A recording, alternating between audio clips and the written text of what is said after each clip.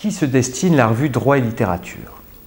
Eh bien, à l'honnête homme, tout simplement, je dirais. À celles et ceux que le droit et la littérature passionnent. À celles et ceux qui pensent que le droit et la littérature gagnent à se donner la main. Aux juristes que la littérature fait réfléchir et aux littéraires que le droit fascine, intrigue, voire inquiète. Sur la forme, avec l'équipe de l'Extinction, on a voulu une revue, une belle revue. Une revue presque tactile, qu'on a envie de toucher, qu'on a plaisir à lire et à prendre dans sa bibliothèque.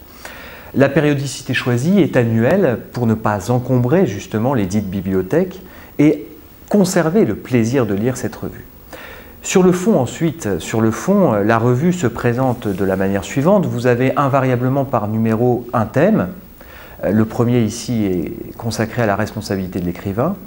Puis vous avez des chroniques, un entretien avec un auteur ou un juriste sur les rapports entre droit et littérature, un texte commenté qui par un juriste, qui par un littéraire, et puis ensuite une série d'articles de variété sur tous les thèmes susceptibles d'intéresser les rapports entre droit et littérature.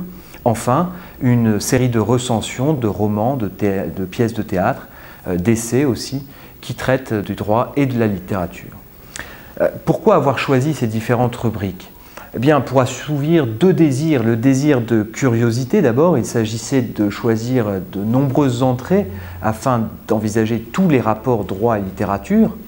Et puis le désir de plaire aussi. On a suivi ici le précepte, on a essayé de suivre le précepte du siècle, du grand siècle, Molière, etc. Instruire en charmant. La revue Droit et littérature n'a qu'un objet, donner envie de lire, donner envie de réfléchir.